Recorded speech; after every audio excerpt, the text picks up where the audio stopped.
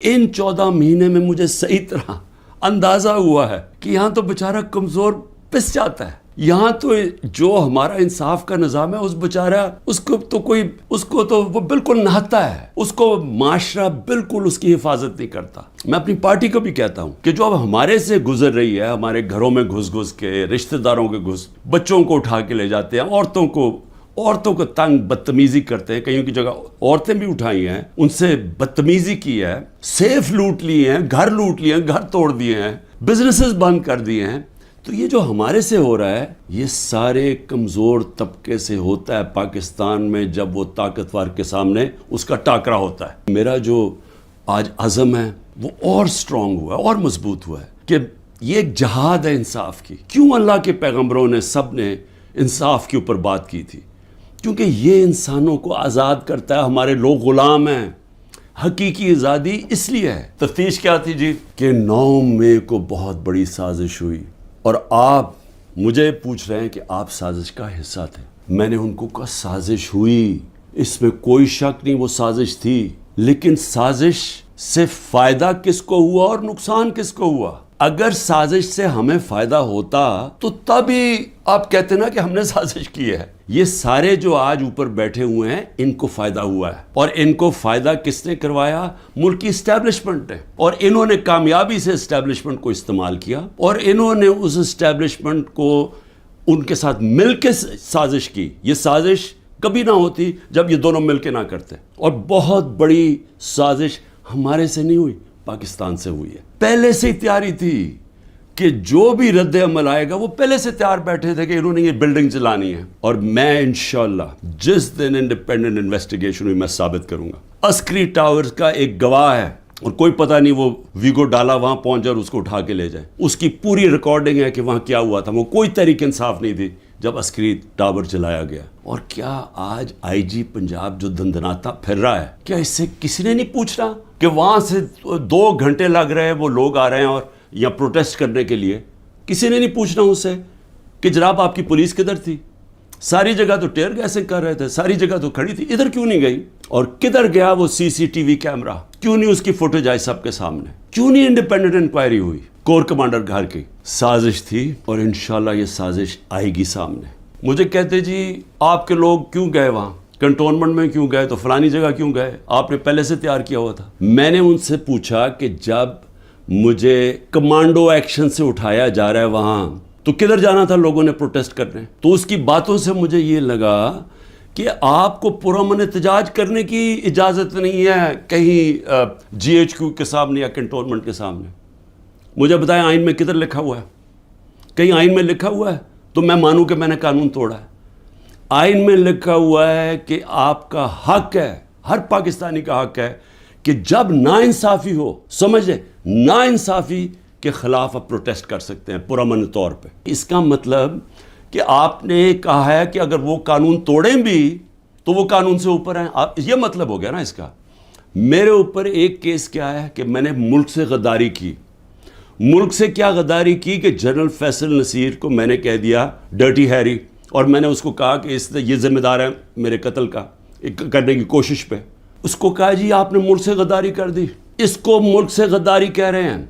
सो इसका मतलब ये कि या तो वो जनरल फैसल नसीर कानून से ऊपर है, या आपने उसको लाइसेंस दिया हुआ है कि वो किसी को कत्ल कर दे। मुझे से वो पहली JIT में पूछते जी खान साहब आपके पास प्रूफ कौन से थे कि ये फैसल नसीर ने करवाया? मैंने कहा आपने जो कोयटा में 4 घंटे जो वो कत्ल हुआ है वकील, उसके ऊपर तफ्तीश की थी? कोई सबूत मिले थे जब मेरे ऊपर 302 का कत्ल का पर्चा डाल दिया? क्या जब जिले शाह जब मरा था तो 3 दिन मेरे ऊपर 302 जब कत्ल का पर्चा लगाया था, आपने तफ्तीश की थी? तो जब FIR का मतलब होता है फर्स्ट इन्वेस्टिगेटिंग रिपोर्ट, तो जब वो तफ्तीश होगी तो पता चलेगा ना। बयान लिए जा रहे हैं जो जेलों के अंदर लोग हैं, जो ख़ास तौर पे जिनको इन्होंने समझा जी जियो फेंसिंग में आ गए, उनसे बयान क्या लिया जा रहा है? मेरे सीनियर लीडरशिप जो जेलों में है कि जी 164 का बयान दें कि इमरान खान ने हमें हुक्म दिया था कि वहाँ जाके घर जलाओ, ये इमरान खान का हुक्म है। ये उनसे बयान ले रहे हैं। पहले तो कानून के अंदर ये समझ जाएं कि जो वादा माफ़ गवाह होता है उसको गिरगिट कहते हैं कानून में। गिरगिट का मतलब कि वो रंग बदलता है, वो जिधर होता है जिसके साथ होता है उसी तरह का बन जाता है। اس کی کوئی اہمیت نہیں ہوتی. 2 مہینے سے کوشش کر رہے ہیں.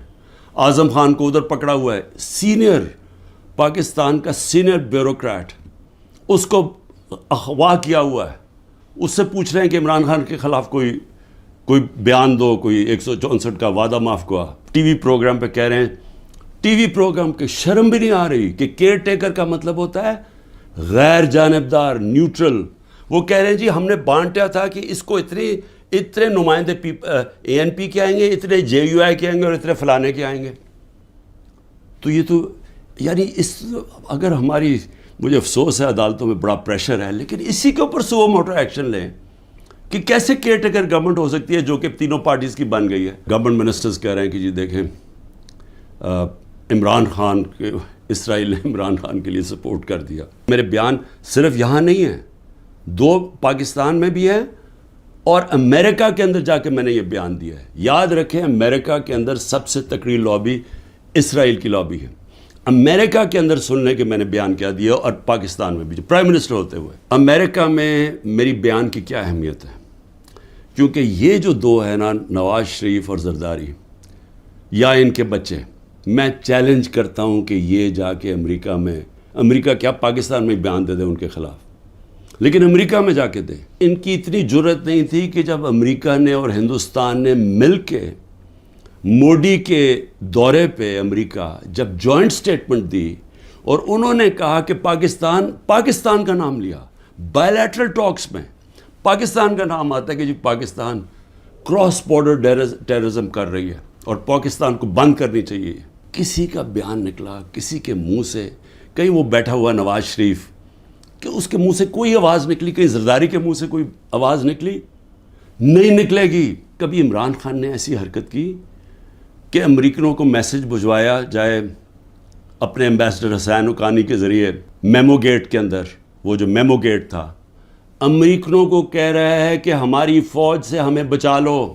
اس کو آج پرائم پوزیشن میں بیٹھا ملک کے فیصلے کر رہا ہے. اور دوسرا جس کو اتنا پیار تھا مودی کے ساتھ کہ اس کو گھر پہ شادی پہ بلا لیا, جبکہ وہ پاکستان کے آرمی چیف کو دہشت گرد کہہ رہا تھا موڈی. وہ کہتا پرائم منسٹر ٹھیک ہے لیکن وہ تو پتلا ہے, دہشت گرد پاکستانی فوج کو کہہ رہا تھا. ڈان لیگز کے اندر کیا ہوا, وہی کہہ رہا تھا نا کہ ہم تو بے بس ہیں جناب, ہماری فوج دہشت گردی کر رہی ہے. وہ لوگ آج ملک کے فیصلے کریں اور وہ باہر بیٹھ کے اپنے بڑے بڑے محلات کے اندر, اربوں روپے کی پراپرٹیز کے اندر وہ بیٹھ کے جناب وہاں فیصلے کریں کہ جی ملک میں کیا ہوگا, ملک میں الیکشن کب ہوگا, وہ فیصلے کریں.